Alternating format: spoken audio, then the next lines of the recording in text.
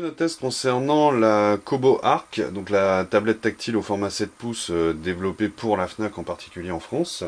Donc on va vous parler de tout ce qui est caractéristiques techniques de cette tablette. Alors déjà concernant la dalle, donc c'est une dalle IPS avec une résolution de 1280 par 800.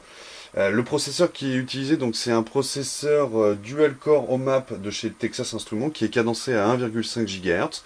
Donc c'est vraiment plus que correct pour faire tourner le système Android. Donc évidemment ici on a Android 4.0 qui est proposé, avec une petite surcouche de logiciel. On fera un petit focus là-dessus justement. Une surcouche proposée par Kobo justement. Autrement, on a 1 Go de RAM. On a donc le modèle qu'on a nous, c'est un modèle avec 32 Go de disque dur intégré. On peut la retrouver au format 8, 16, 32 ou 64 Go. Donc c'est une proposition assez correcte. Autrement, en termes de réseau, donc on a un Wi-Fi en BGN qui est proposé.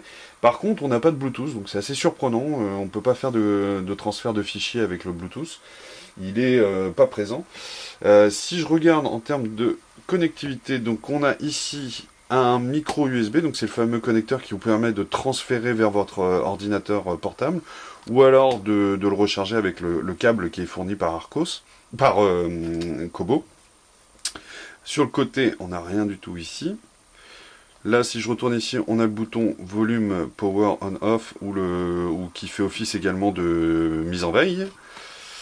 Ici, on a l'entrée pour le jack 3,5 mm, donc pour mettre soit des écouteurs, soit des enceintes.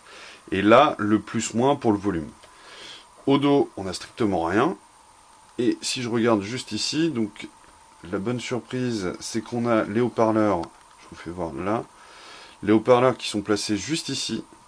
Et ça, c'est vraiment pas mal parce que d'un point de vue ergonomique, c'est pratique. On ne camoufle pas les haut-parleurs avec les mains, comme on peut le retrouver sur certaines tablettes. Les haut-parleurs se retrouvent ici. Là, c'est vraiment intelligemment mis.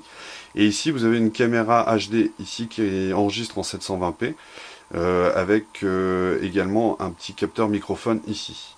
Donc c'est une caméra de 1,3 mégapixels. L'autonomie annoncée par Kobo est de 10 heures pour un poids d'environ 364 grammes.